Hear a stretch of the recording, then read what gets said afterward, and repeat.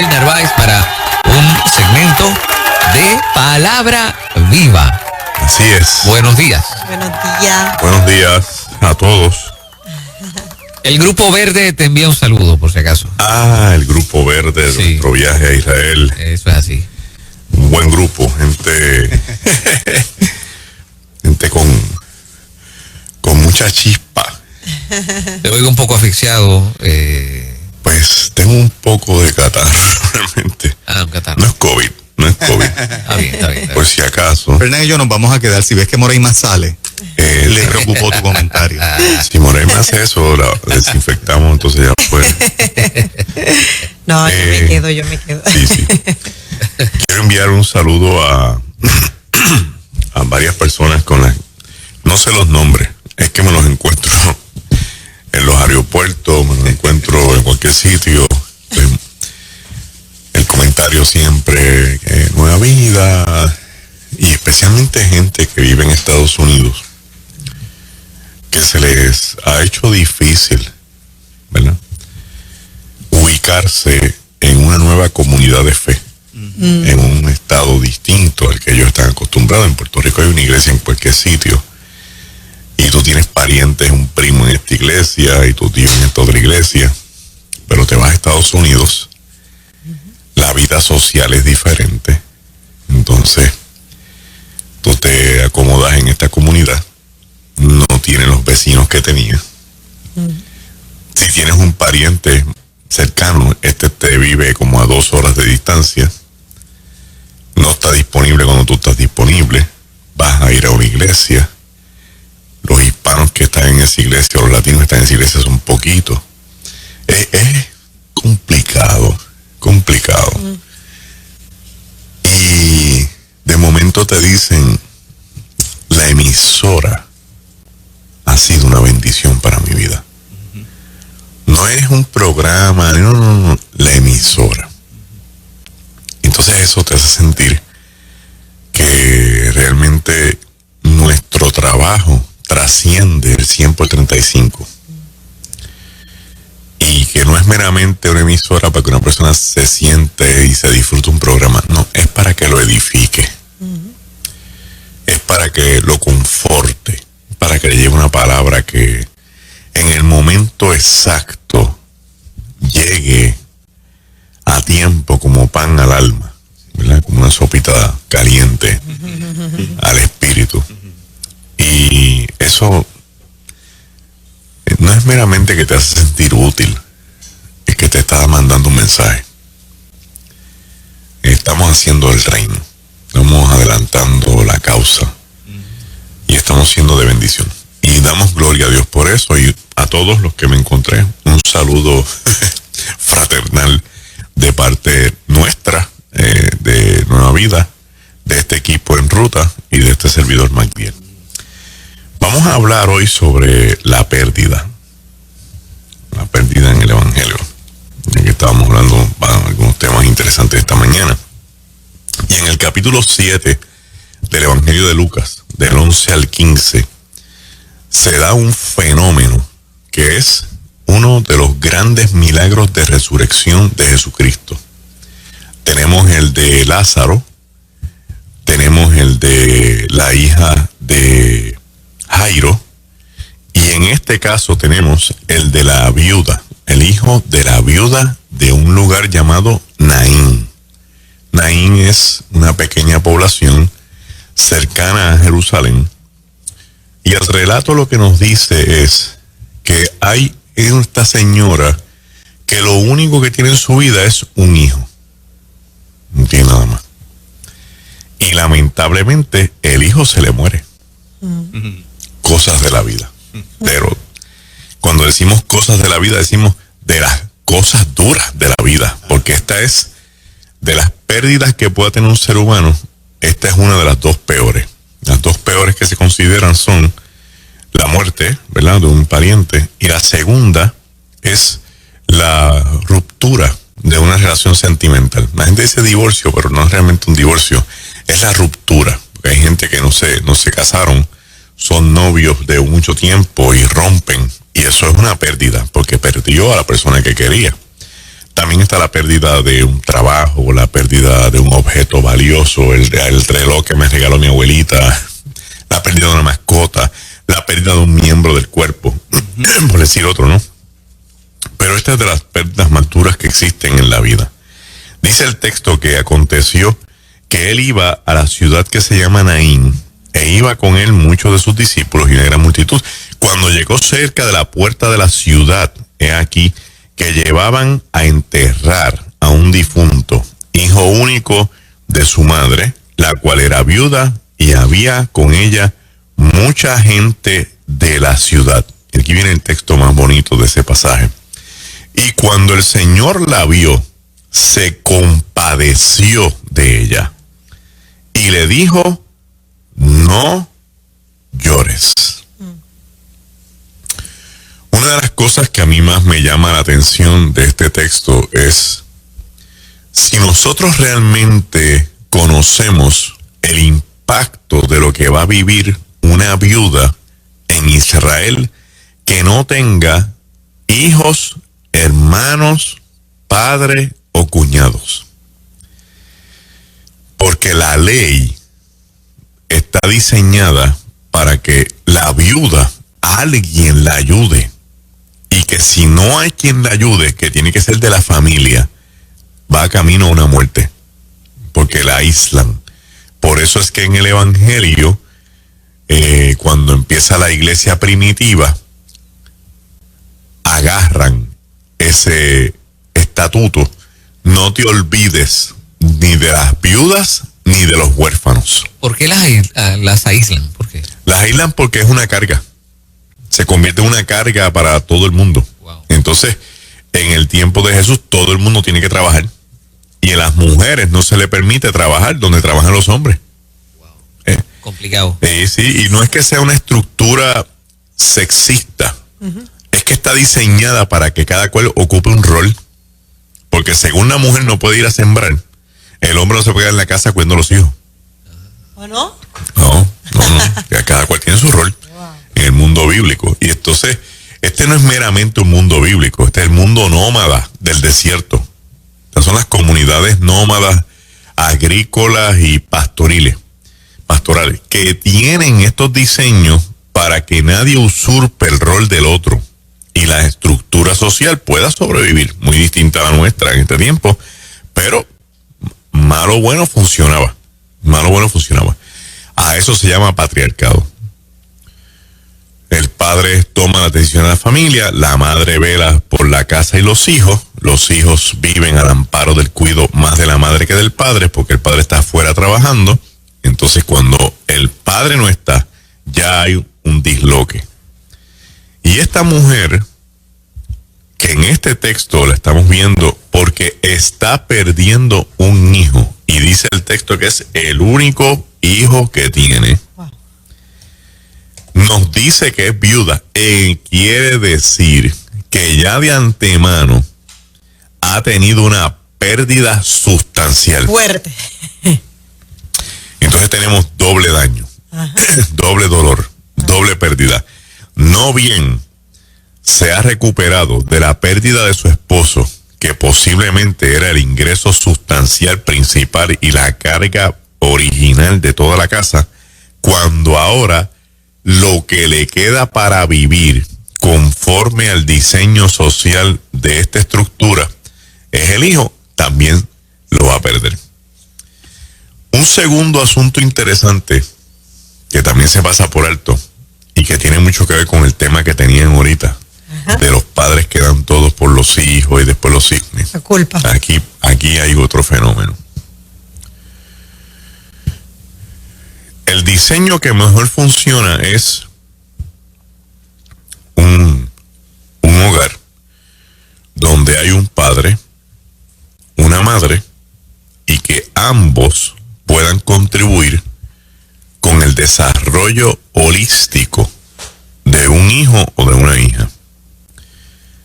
No es posible un diseño de dos mujeres ni de dos hombres, porque se requiere un hombre con el elemento de la masculinidad, no del machismo, y se requiere una mujer con el elemento de la feminidad, no del feminismo, para que contribuyan con cada hijo y aporten los dos elementos para que el niño o la niña tengan una mentalidad balanceada, más allá de los asuntos sexuales, de los asuntos psicológicos, emocionales, sociales y espirituales.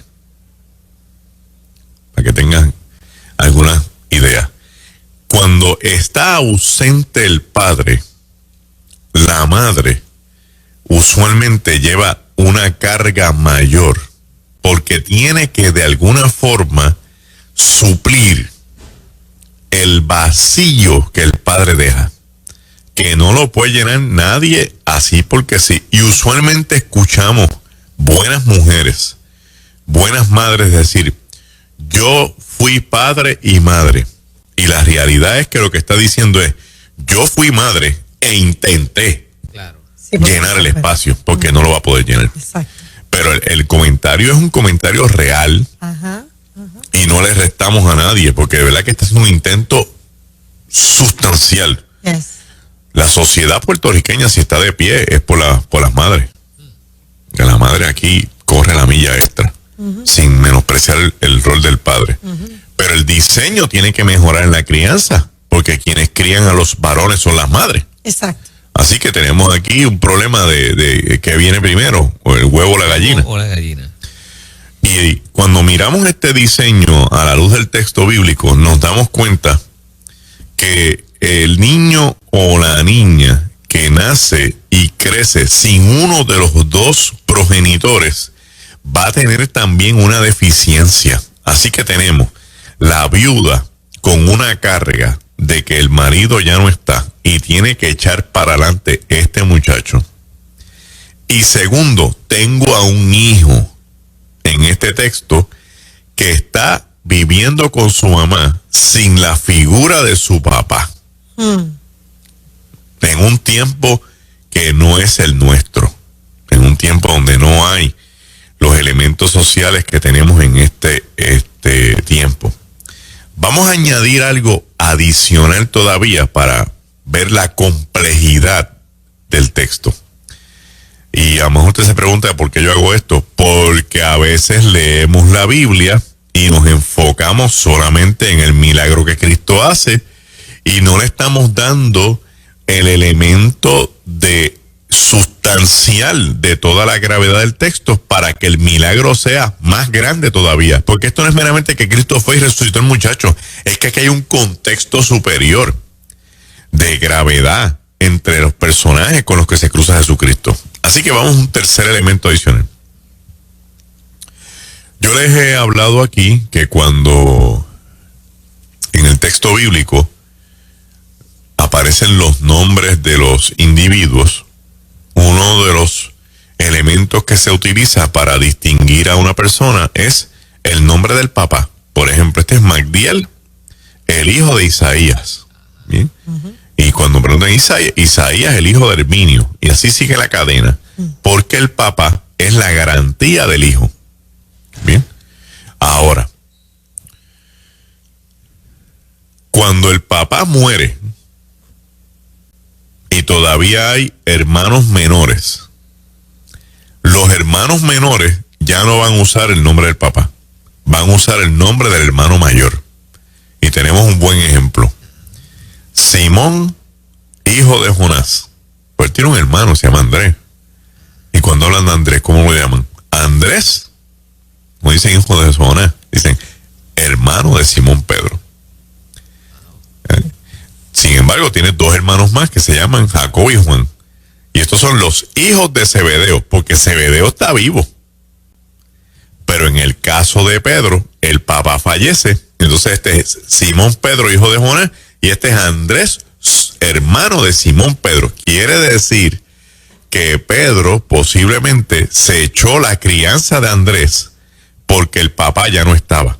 Entonces la garantía de Andrés es Pedro, pero el nombre de Pedro se identifica a toda la gente que conoció a su papá Jonás. ¿Qué estoy diciendo con esto?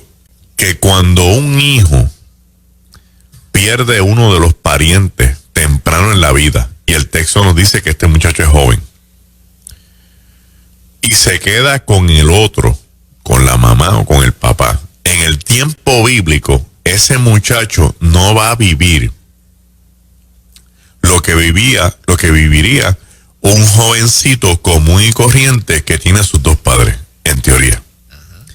¿Por qué? Porque tiene los padres que le van a suplir, que lo van a cuidar, que lo van a proteger. Ya este tiene una deficiencia, ya el papá no está. La mamá es viuda, no puede trabajar. Así que este jovencito que está muerto, que se encuentra con Jesucristo y su mamá, ya tiene una carga social de que tiene que trabajar para sustentar a su mamá.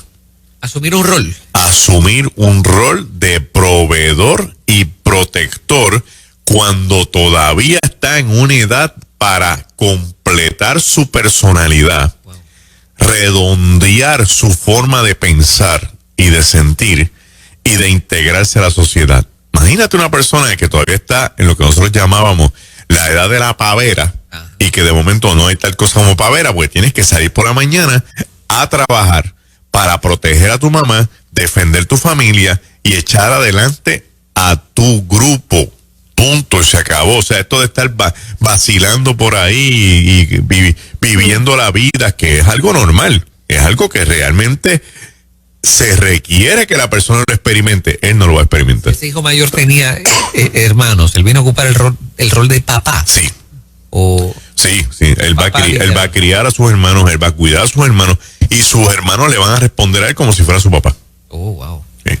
Es su hermano y lo van a ver como su hermano, pero en el elemento de identidad, en el núcleo familiar, ese es su papá. Ese es su papá. Entonces, cuando un individuo vive esta experiencia, que me ha amarrado con el tema de esta mañana, es normal buscar a quien pasarle una factura emocional. ¿Y cómo duele esa factura? Por el dolor que le ha causado sentir que no ha podido disfrutar de la vida como otros de su edad. Y si bien es cierto eso, también es cierto que él va a madurar más que los otros.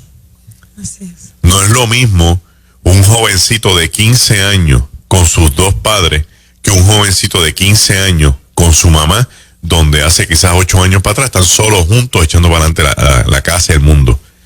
No es lo mismo. Y por más que la gente que psicológicamente está probado que no es lo mismo.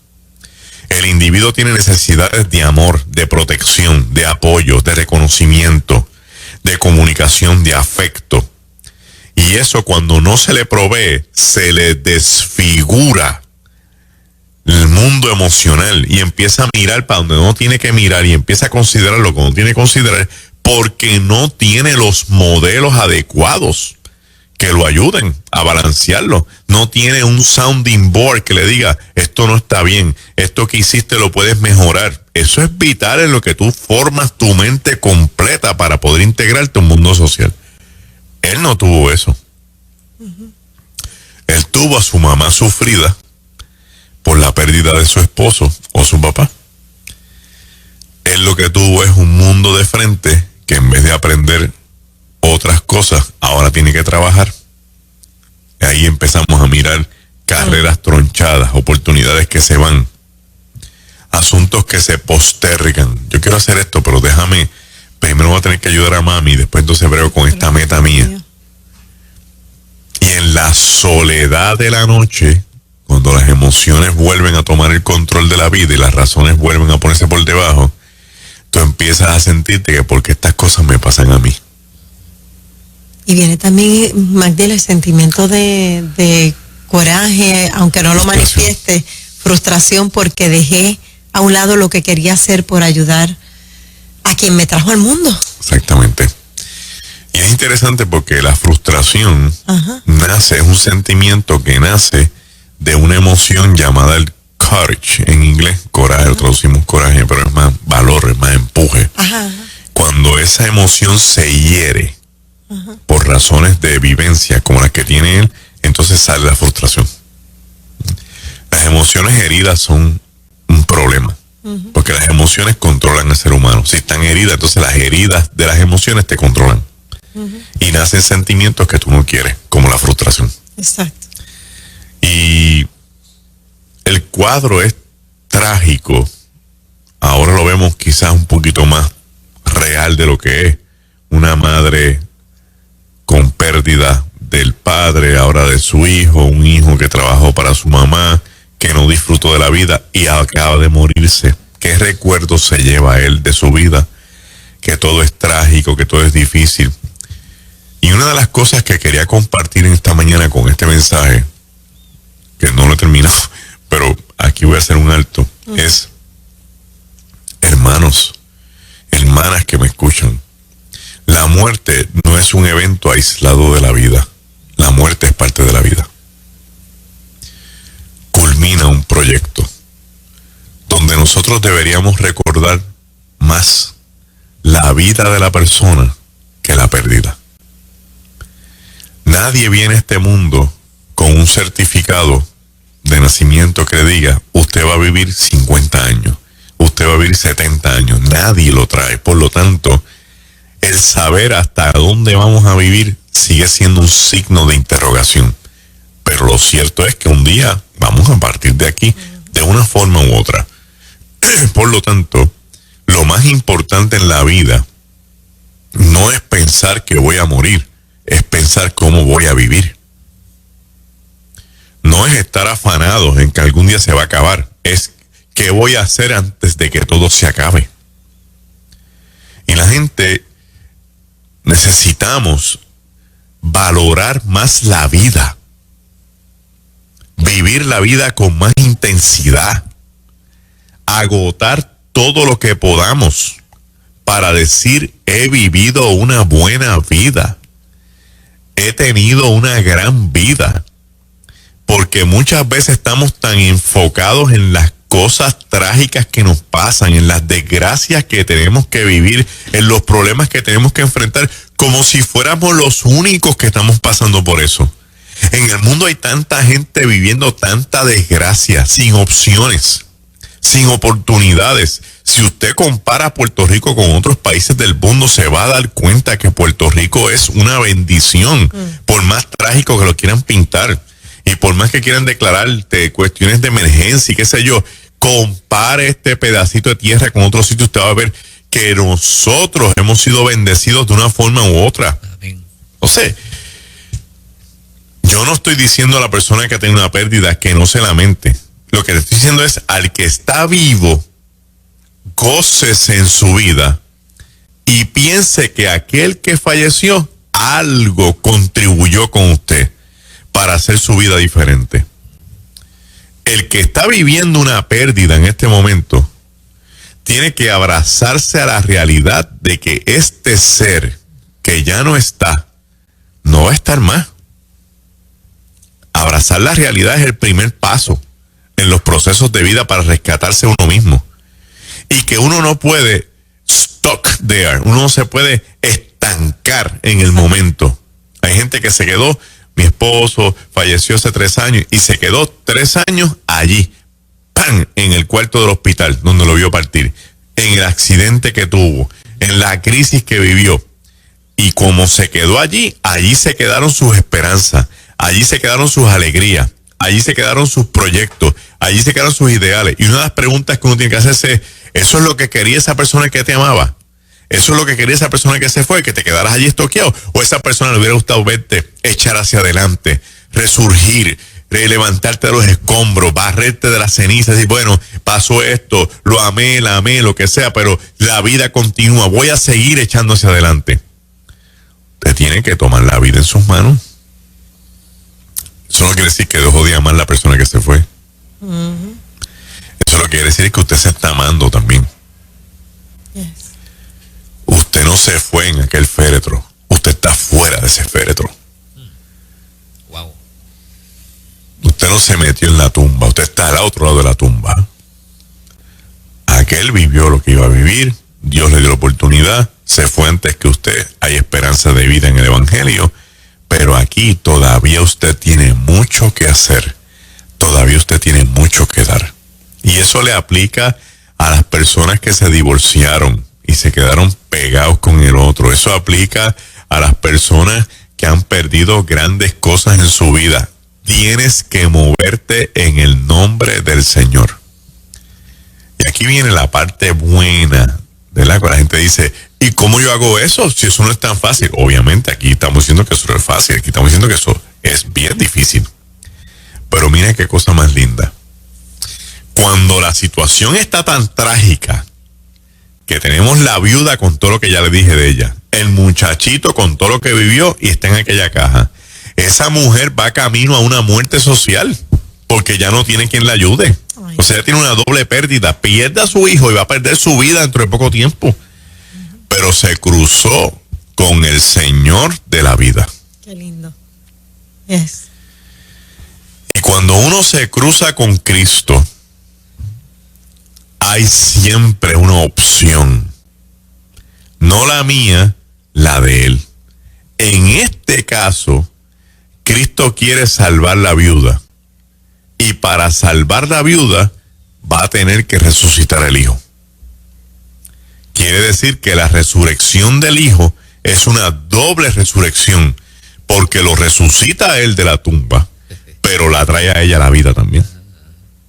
Esto implica muchas cosas y una de ellas es que los milagros de Dios siempre tienen efectos colaterales tan buenos como el milagro.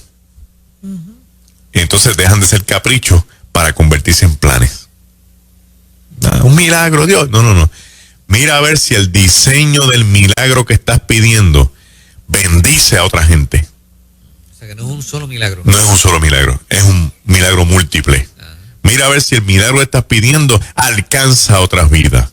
Mira a ver si el milagro que estás pidiendo es un milagro que va a trascender por muchos años. Porque para aunque sea un milagro, Dios va a buscar la forma de que su gloria se esparza más allá de ti. ¿Sabes qué, Magdiel? Te escucho hablar y ayer precisamente yo recibí un escrito de una mamá que perdió a un hijo de una forma bien fuerte, créeme, bien fuerte. Y entonces hay en una parte del escrito dice, las mujeres a veces nos quejamos por el dolor que produce un parto, cuando, ¿verdad? Las contracciones, pero más dolor provoca verlo partir. Entonces dice, estar en un entierro de un hijo, mientras todo el mundo te abraza y llora, tú en tu mente estás diciendo que me entierren con él, si ya morí por dentro. Qué fuerte. Fuertísimo. Qué fuerte. Entonces lo que estás trayendo de la viuda es doble muerte, como bien estás mencionando. Sí, es fuerte. Y es interesante porque uno también escucha de padres y madres que han perdido hijos, que el diseño natural de la vida es que los hijos entierren a los padres. No es al revés. Incluso estuve hablando con alguien en una ocasión y me dijo, mira qué interesante, cuando un hijo que nace y crece y pierde a sus padres, le llaman huérfano. Pero ¿cómo se le llama? Pero ¿cómo se le llama a una madre a un padre que pierde un hijo? No hay. No hay. Al que pierde un esposo o una esposa es viuda o viudo.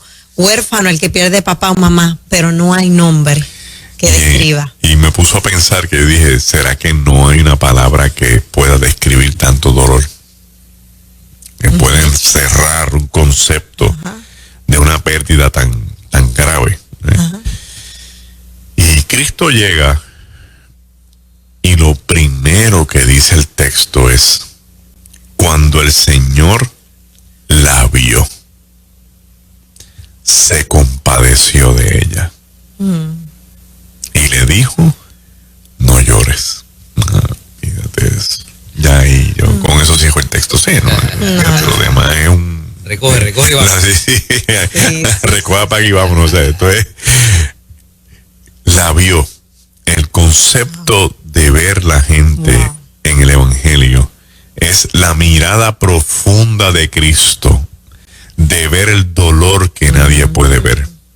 ¿Por qué? Porque lo que viene después no tiene que ver con haberla visto, tiene que ver con cómo se siente, y se compadeció de ella. Ese es el mismo Cristo que hoy te está mirando. Es el mismo Cristo que tiene esta mirada de misericordia, que sabiendo todo de ti, se enfoca en aquello en que tú necesitas para tratar contigo. Y que lo primero que Él sabe que uno necesita es que alguien se compadezca de uno. Así. Y esto no es un sentimiento de pena, porque la pena es una atadura. Esto es un sentimiento de identificación, de solidaridad, de empatía, que no es otra cosa que yo me voy a poner en los zapatos tuyos. Y Cristo tiene que haberla mirado. Y yo lo que siempre interpreto cuando leo este texto es este Cristo diciendo en sí mismo, wow, cuánto dolor. Y esta mujer está de pie. Porque esta es la cosa importante. No es que me compadezco de ti porque tengo una pena tan grande porque tú estás pasando. No, me compadezco, pero te admiro. Porque te veo de pie en tu dolor, en tu doble pérdida, en el futuro desastroso que te espera. Y tú estás aquí de pie. Jesús nos quiere ver de pie. Jesús no te quiere ver enñangotado, tirado en el piso, llorando todo el tiempo. Llora, lamentate, quéjate, protesta, pero levántate, por favor. Levántate, porque todavía te quedan muchos días de bendición. Todavía tú no sabes las bendiciones que vienen de camino para tu vida. Todavía tú no tienes una idea de las cosas grandes que Dios puede hacer contigo. Y de aquí a un tiempo vas a mirar hacia atrás y te vas a ver como la viuda en la puerta con todo el mundo llorando contigo. Pero ya te vas a ver diferente porque has caminado y has crecido. Te has puesto en otro nivel. Has logrado salir adelante. Pero lo importante es que te cruces con Cristo. Porque cuando se compadezca de ti, te va a dar la fuerza que tú necesitas para que te mantengas de pie. Este verbo de ver en Cristo es algo que trasciende. Este es lo mismo que pasó en Lucas 19 cuando dice el texto, y Cristo mirándole le vio. Eso fue a Zaqueo, o sea, mirándole, mirar y ver es lo mismo. Bueno, en el texto bíblico aparentemente no. En el texto bíblico aparentemente que mirar es identificar dónde está y verlo es entrar a la profundidad de su corazón y su alma. Magdaleno, poca gente siente que Dios no los ve, no los ha visto. Sí. Se sienten como transparentes, ¿no? O sea, tal vez no se ha dado cuenta, o no ha llegado hasta mí todavía. Y hay gente que piensa que Dios no los escucha. Que Dios no le va a hacer caso, que Dios no los atiende, que Dios se olvidó de ellos. Hay gente que piensa que por algo que pasó en sus vidas o que hicieron, ya Dios cerró la cuenta. Lo echó para el lado. Lo echó para el lado y dice, este sigue con estas cosas. Y hay que hoy en la mañana resaltar que Dios no piensa como nosotros. No, así que pensamos nosotros, pero Dios no piensa como nosotros. Dios es otra mente. Dios, como expliqué la semana pasada, Dios es una mente que pertenece a un mundo que no tiene espacio, materia ni tiempo. O sea, un Dios que trasciende. Y Él sigue, porque Él insiste en que tú sepas que Él está ahí. Él está ahí. Y la palabra más dulce de Jesús, no llores. Lo mismo Cristo le dijo a María Magdalena, ¿por qué lloras? No llores. Jesús no quiere que la gente llore. Llorar alivia. Y hay momentos que hay que llorar. Oh, sí, para vaciar. Pues esto es como la represa. Se llena uno y se carga uno. Y la tristeza, volvemos a las emociones, que es una emoción natural del cuerpo, te dice, vacíate para que des paso a la alegría, al placer. Y el Señor dice, no llores porque Cristo va a hacer algo. Que esa lágrima se va a acabar. Dice, no llores. Y entonces no le dijo nada más. Se acercó al féretro y tocó el féretro. Y los que lo llevaban se detuvieron. El poderoso toque de poder de la mano de Jesús, que con tocar un féretro y sin abrir la boca para decir deténganse, logró hacer que se detuviera todo el séquito. Y hay un mensaje ahí. Cuando todos vamos camino a lo que es normal y natural, el toque de Jesús tiene el poder de detenerlo. Eso.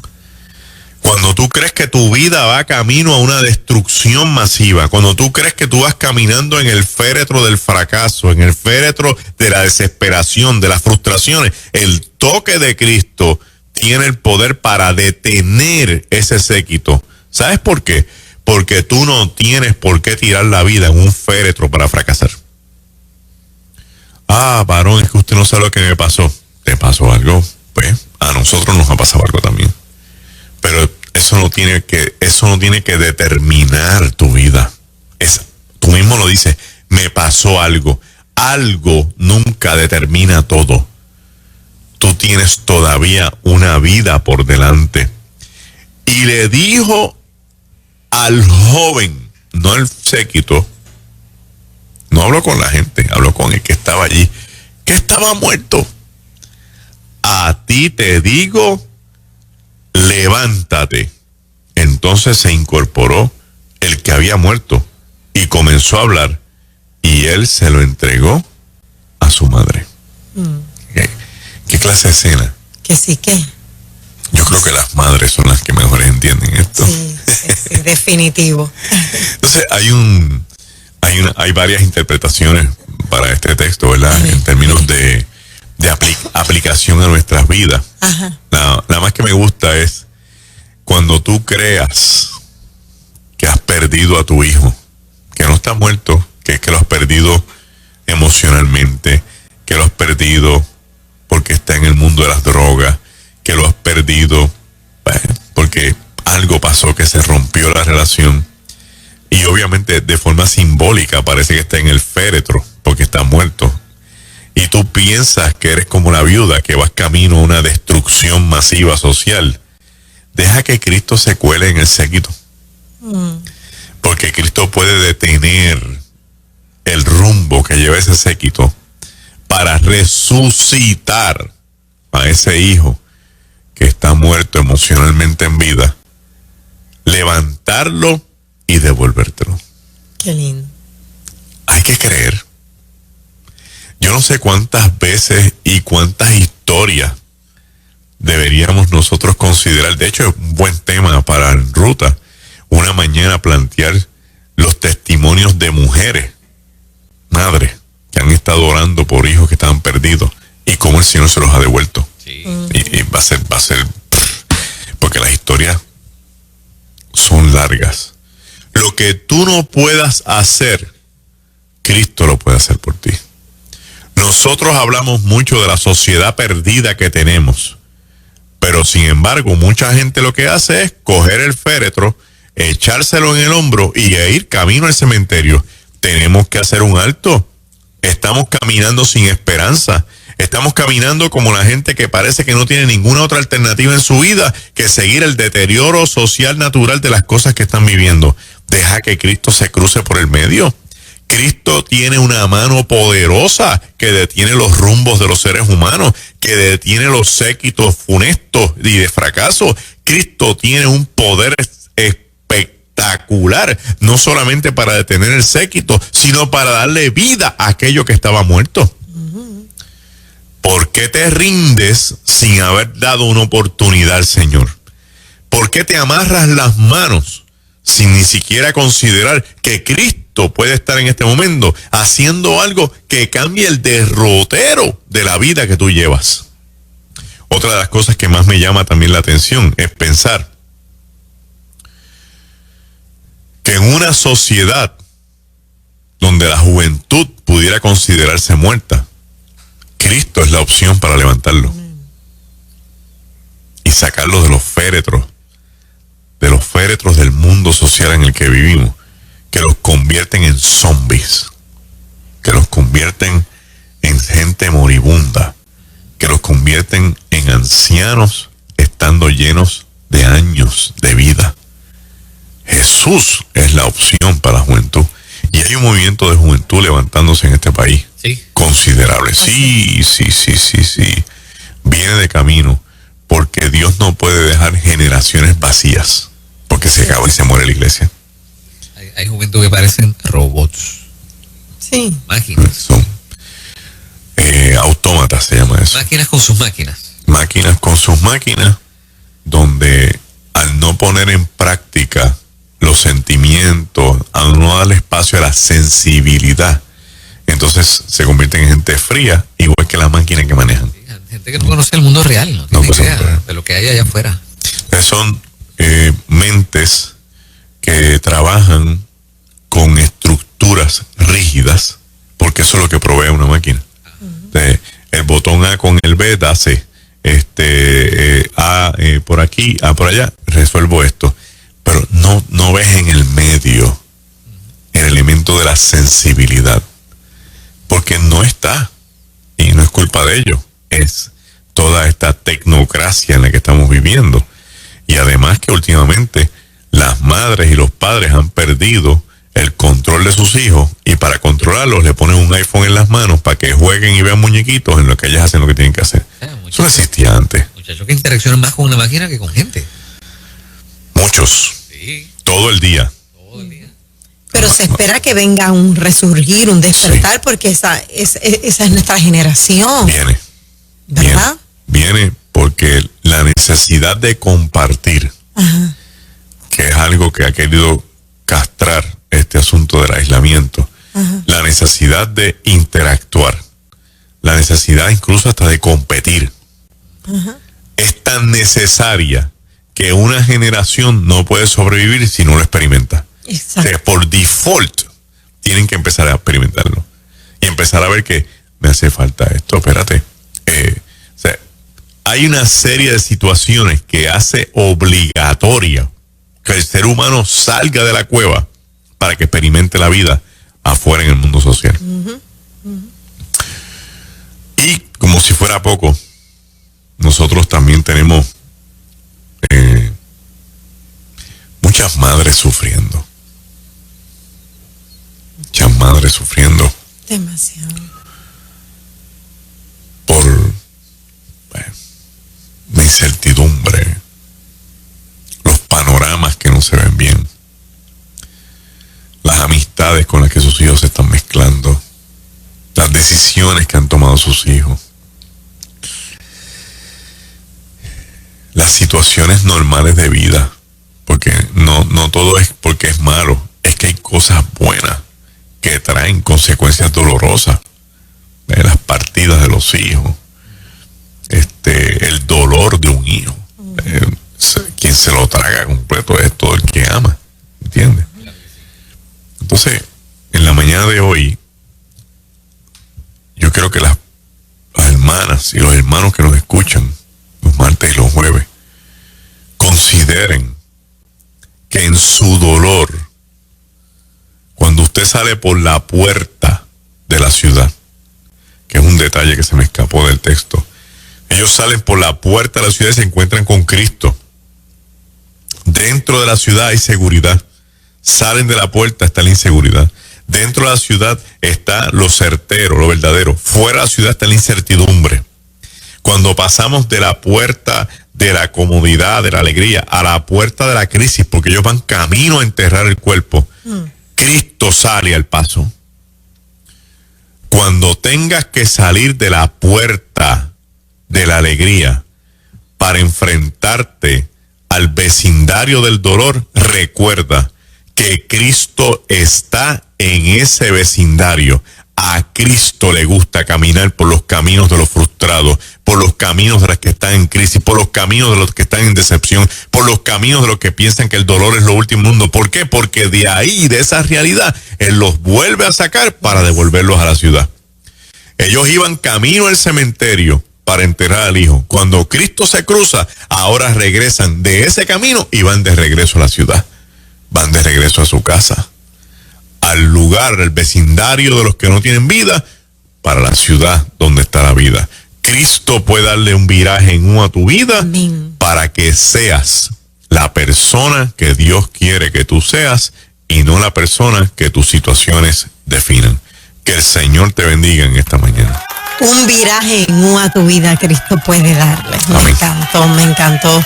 Y dijiste algo así como que sale de la puerta del dolor para entrar al vecindario. Saliendo de la puerta de la alegría, que es la ciudad, hacia el vecindario del dolor, y Cristo te alcanza en el vecindario del dolor para devolverte a la ciudad de la alegría. A la ciudad de la alegría, wow. Qué hermoso. Así que todas las personas que nos han estado escuchando en esta mañana que han tenido alguna pérdida, sea física o emocional, ¿verdad? Como hablaste de separación y demás. Él es el Dios de las pérdidas también. Amén. Él es el que está ahí, el que consuela en medio de las pérdidas y que nos devuelve el gozo. Y qué bueno que tenemos un Dios que puede estar en los momentos buenos y también en los momentos difíciles. Amén. Porque yo no quiero un Dios solamente que esté en los buenos. Sí, exacto. Me marcó esa parte de la compasión, cuando levanta compasión y dice, no llores. No llores. Uno se imagina a una madre y un padre viendo a un hijo llorar. Con compasión lo mira a los ojos y le dice, no llores. Creo que de las figuras más imponentes que existen es alguien que te pueda poner la mano en un hombro en un momento de crisis. Sí. Y tú sientas ese toque. Y con una voz suave te diga, no llores. Eso es medicinal. Ese es Cristo. Había un himno, no sé si quién era la que lo cantaba, que decía, no llores más, el Señor sigue siendo tu amigo. ¿Te acuerdas de eso? Válgame, no llores más, el Señor sigue siendo tu amigo. Pedrito Ferrer tenía un himno, era un palo, se llamaba Amigo no estás solo. Amigo no estás solo, sí. Jesús está a tu lado. Willy Reyes. Para cambiar tu vida, Él no te dejará. Igual que tus amigos te han dejado atrás. Amigo, no estás solo. Me están cucando, Sí, te estamos cucando para que busques. Eso es el palo del día. Sí, no, ese himno. Quiero decir a la gente que nos pueden también, el jueves próximo, vamos a tener nuestro anuncio oficial de nuestro nuevo programa académico, Teología Ministerial, con la Universidad Teológica Vida Abundante, pendiente a la introducción de ese gran proyecto el jueves y al anuncio. Las personas interesadas ya pueden entrar a el site de Universidad Teológica Vida Abundante, busca Recinto El Galileo y ahí busca el programa Teología Ministerial que empieza en agosto. Excelente. Esto debe haber sido como en el 85, por ahí, 86. ¿Dónde estaba Magdiel Narváez en el 85? Predicando por Manatí, Arecibo, hace tiempo. Hermosa, ese himno me ha acompañado durante toda mi vida. Así que se lo regalamos a las personas. Magdiel, un abrazo, muchas gracias. Amén. Dios le bendiga. En Ruta Nueva Vida 97.7, Willy Reyes.